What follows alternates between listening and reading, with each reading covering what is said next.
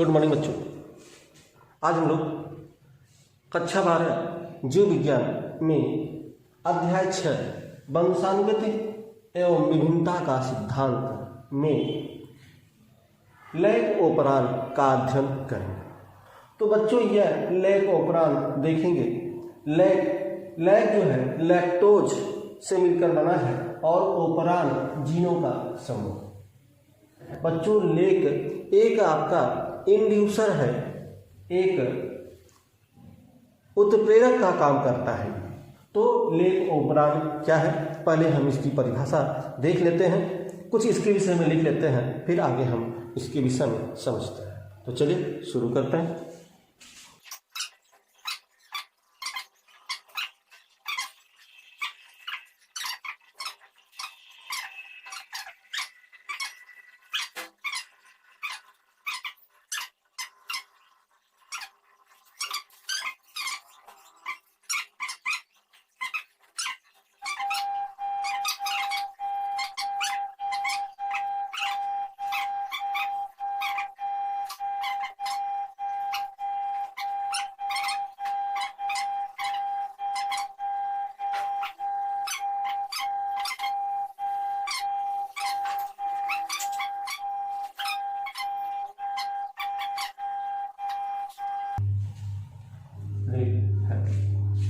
तो ध्यान दीजिए बच्चों, इसका स्क्रीनशॉट पहले ले लें आप लोग।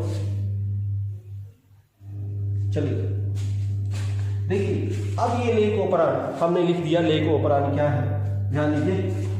लेक ओपरान फ्रैंक्वांस जैकब व जैकब मोनार्ड, यह दो साइंटिस्ट है बच्चों, ठीक है। फ्रैंक्वांस जैकब व जैकब मोनार्ड। बहुविकल्पी प्रश्नों में कभी आपको पूछ देता है कि लेक ओपरान की खोज किसने की या किसने जानकारी दी, तो इन दोनों का साथ नाम देता है जैकब और मोनार्ड। ऑप्शन में जैकब और मोनार्ड होता है, तो आप उसको टिक मारेंगे, ठीक है। तो ध्यान रखिएगा, लोक ओपरान जो लेक ओपरान है, यानी दिया गया फ्रैंक्वांस जैकब व जैकब मोनार्ड ने इसकी स्पष्ट जानकारी दी। तो जो लेक ओपरान है इसकी स्पष्ट जानकारी फ्रैंक्वांस जैकब व जैकब मोनार्ड ने दी। इनके अनुसार लेक ओपरान के पॉलीसिस्टानिक संरचनात्मक जीन का नियमन एक सामान्य जीन उन्नायक, जिसको इंग्लिश में कहते हैं बच्चों प्रमोटर, व नियामक जीन, जिसको इंग्लिश में बोलते हैं रेगुलेटरी जीन करता है। यह जीवाणु की एक सामान्य व्यवस्था है जिसे प्रचालेख कहते हैं। बच्चों यह जो प्रचालेख है, जो इंग्लिश में ओपरान लिखा गया है, इसी ओपरान को हिंदी में प्रचालेख कहते हैं। तो प्रचालेख कहते हैं, इनका उदाहरण है लेक प्रचालेख, ट्रिप प्रचालेख और वेल प्रचालेख। लेक प्रचालेख का जो इंड्यूसर होता है बच्चों, वह होता है लैक्टोज,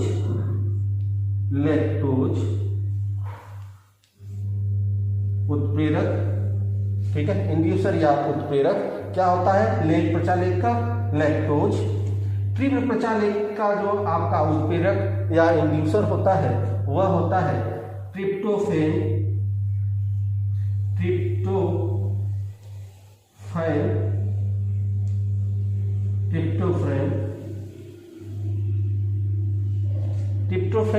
ट्रिप प्रचालेख का इंड्यूसर होता है। ठीक उसी तरह से वेल प्रचालेख का जो इंड्यूसर होता है बच्चों, वह होता है बैली।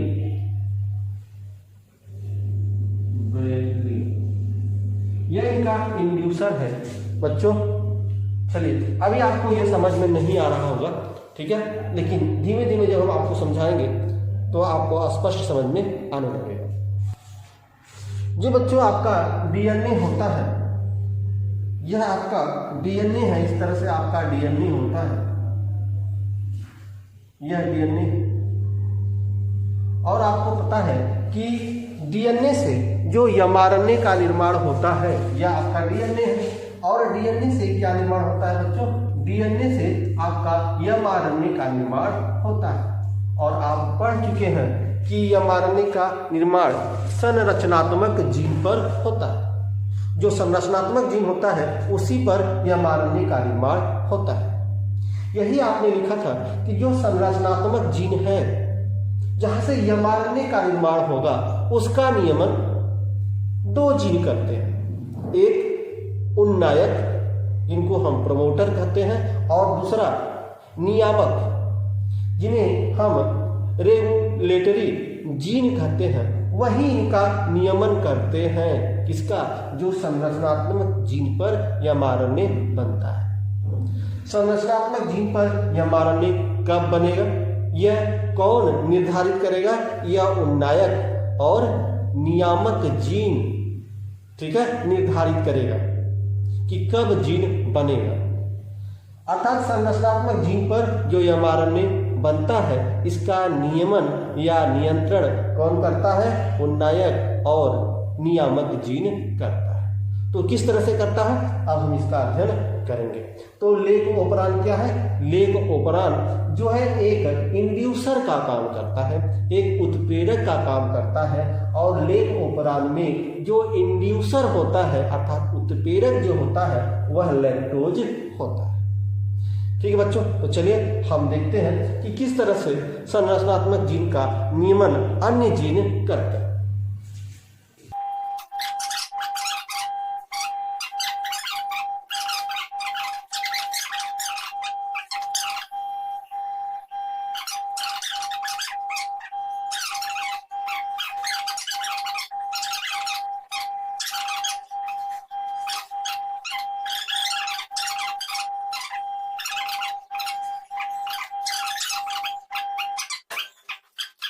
कि यह आपका डीएनए है, इस डीएनए पर 4 प्रकार के जीन उपस्थित होते हैं। पहला जो जीन है बच्चों, पहला जो जीन है वह जीन है नियामक जीन, और इस नियामक जीन को इंग्लिश में रेगुलेटरी जीन कहते हैं। दूसरा उन्नायक या प्रमोटर, तीसरा ऑपरेटर, ऑपरेटर को हिंदी और इंग्लिश दोनों में यही नाम देते हैं। और अंतिम है संरचनात्मक जीन या इसी को इंग्लिश में बोलते हैं स्ट्रक्चरल जीन। और ये संरचनात्मक जीन पर 3 जीन और होते हैं जिसको हम लेक जेड, लेक वाई और लेक ए कहते हैं। यह जो नियामक जीन है बच्चों रेगुलेटरी जीन, इसको लेक आई भी कहते हैं। तो इनकी प्रक्रिया कैसे होती है तो हम इनकी प्रक्रिया देखेंगे। पहले क्या होता है कि पहले आपका यह जो नियामक जीन है, नियामक जीन अपना mRNA का निर्माण करता है और अपने mRNA से एक प्रोटीन बनाता है और उस प्रोटीन को बोलते हैं रिप्रेसर प्रोटीन, रिप्रेसर प्रोटीन।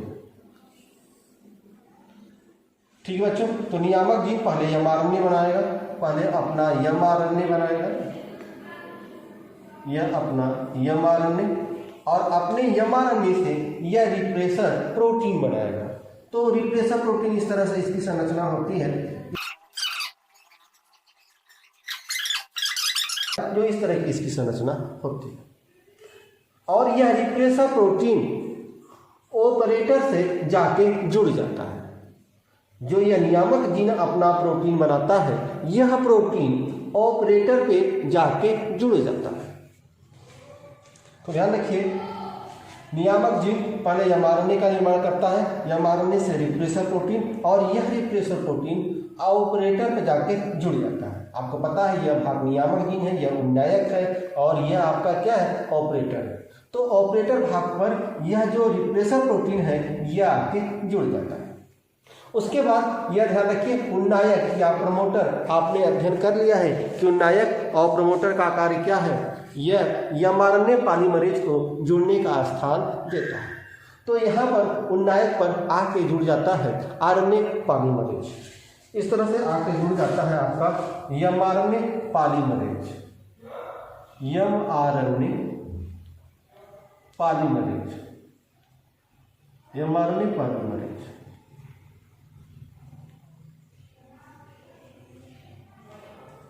ठीक है बच्चों, तो उन्नायक और प्रमोटर पर एमआरएनए पॉलीमरेज आके जुड़ जाता है। अब एमआरएनए पॉलीमरेज जब आगे बढ़ने लगता है तो जो आपके ऑपरेटर पर यह रिप्रेसर प्रोटीन है यह इसको आगे नहीं बढ़ने देता। ठीक है, यह इसको आगे नहीं बढ़ने देता। किसको? MRNA polymerase. जब तक एमआरएनए पॉलीमरेज आगे नहीं बढ़ेगा और संरचनात्मक जीन पर नहीं पहुंचेगा तब तक संरचनात्मक जीन पर एमआरएनए का निर्माण नहीं होगा।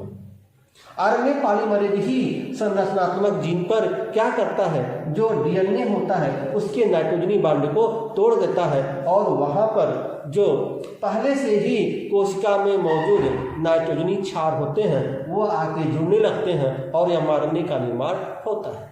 लेकिन जब आरएनए पॉलीमरेज आगे बढ़ ही नहीं पाएगा तो संरचनात्मक जीन पर एमआरएनए का निर्माण कैसे हो? ठीक है, इसीलिए मैंने आपसे कहा कि संरचनात्मक जीन पर जो एमआरएनए होता है इसका नियमन जो है कौन सा जीन करता है? उन्नायक और नियामक जीन और एक आपका ऑपरेटर जीन। यह तीनों जीन जो है नियमन या नियंत्रित करते हैं किसको? जो संरचनात्मक जीन पर एमआरएनए बनता है। कब संरचनात्मक जीन पर एमआरएनए बनेगा, कैसा बनेगा, यही निर्धारित करते हैं। तो पहले हमने देखा कि जो नियामक जीन है यह अपना रिप्रेसर प्रोटीन बनाता है। यह रिप्रेसर प्रोटीन ऑपरेटर पर जाके जुड़ जाता है और उन्नायक प्रमोटर पर एमआरएनए पॉलीमरेज जुड़ता है। एमआरएनए पॉलीमरेज आगे नहीं बढ़ पाता क्योंकि ऑपरेटर जीन पर रिप्रेसर प्रोटीन आके जुड़ जाता है। ठीक है, यह उसी तरह से जुड़ा होता है जिस तरह से रेलवे फाटक पर, रेलवे फाटक जिस तरह से जो है ट्रेन अगर गुजर रही है तो आपका जो रेलवे फाटक है वह बंद हो जाता है। अब जब रेल वहां से पास हो जाती है, गुजर जाती है, निकल जाती है तो वह गेटमैन उसको क्या है, जो आपका गेट है उसको खोल देता है और तब हम जो है क्या करते हैं, तब हम निकलते हैं। जब तक जो है आपका यह गेट बंद रहेगा, ठीक है, आप गाड़ी लेकर पास नहीं हो पाते। ठीक उसी तरह से एमआरएनए पॉलीमरेज आगे नहीं बढ़ पाएगा जब तक यह रिप्रेसर प्रोटीन जुड़ा है। अब क्या होता है, इस रिप्रेसर प्रोटीन को हटाने के लिए आता है आपका लेक ओपरान, अर्थात लेक ओपरान का जो इंड्यूसर है लैक्टोज। यह लैक्टोज आता है और जुड़ जाता है कहाँ पर? रिप्रेसर प्रोटीन पे आके जुड़ जाता है। इस तरह से रिप्रेसर प्रोटीन पे आके जुड़ जाता है। जब लैक्टोज रिप्रेसर प्रोटीन पर आके जुड़ जाता है तब क्या होता है, तब यह रिप्रेसर प्रोटीन यहां से हट जाता है। रिप्रेसर प्रोटीन क्या होता है? रिप्रेसर प्रोटीन यहां से हट जाता है। ठीक है, अब रिप्रेसर प्रोटीन यहां से हट गया। इस तरह से रिप्रेसर प्रोटीन आपका यहां से हट गया। जब ये लैक्टोज आ जाता है तो रिप्रेसर प्रोटीन यहां से हट जाता है। जब यहां से यह हट जाता है तब एमआरएनए पॉलीमरेज आगे बढ़ जाता है और संरचनात्मक जीन पर पहुंच जाता है और संरचनात्मक जीन पर पहुंचकर एमआरएनए पॉलीमरेज की उपस्थिति में एमआरएनए का निर्माण होता है। इस तरह से एमआरएनए का निर्माण आपको पता है यह 5 प्राइमरी स्ट्रैंड से लेकर 3 प्राइमर एंड वाले स्ट्रैंड से होता है। इस तरह से हमने देखा कि संरचनात्मक जीन पर आपका क्या निर्माण हो जाता है, एमआरएनए। अब ध्यान रखिएगा, यह एमआरएनए कैसा एमआरएनए बना, यह एमआरएनए पॉलीसिस्टानिक, यह एमआरएनए आपका पॉलीसिस्टानिक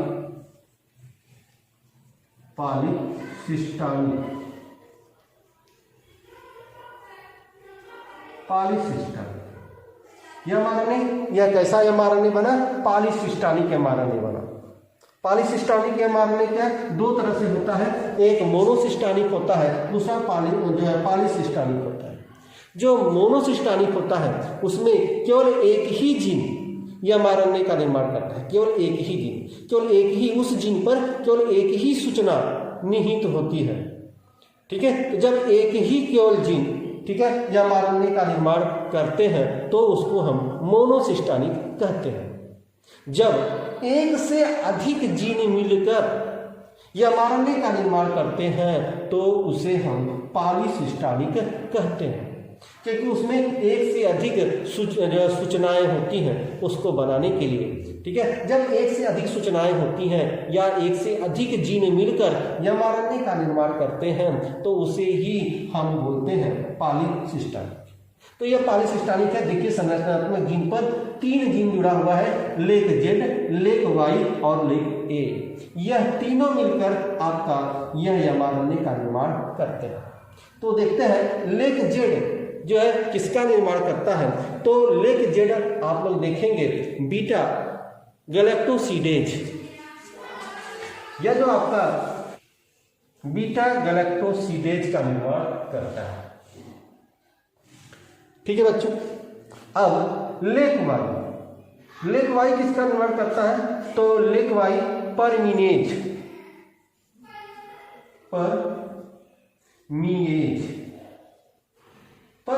का निर्माण करता है। और बच्चों लेक ए यह किसका निर्माण करता है। यह निर्माण करता है आपका ट्रांस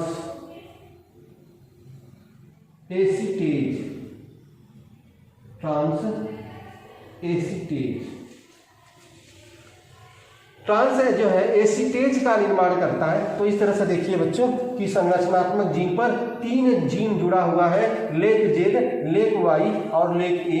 यही तीनों मिलकर आपके mRNA का निर्माण करते हैं। जो लेक जेड है, इस लेक जेड से बीटा गैलेक्टोसिडेज का निर्माण होता है, लेक वाई से परमीनेज का निर्माण होता है और आपका लेक ए से ट्रांस एसीटेज का निर्माण होता है। तो इस तरह से आपने देखा कि लेक ओपरान द्वारा, ठीक है, हम इस तरह से संरचनात्मक जीन पर mRNA का निर्माण करते हैं और यही पूरी संरचना आपका लेक ओपरान कहलाता है। अर्थात लेक ओपरान क्या है। लेक ओपरान एक इंड्यूसर है, एक इंड्यूसर का काम करता है जो रिप्रेसर प्रोटीन है।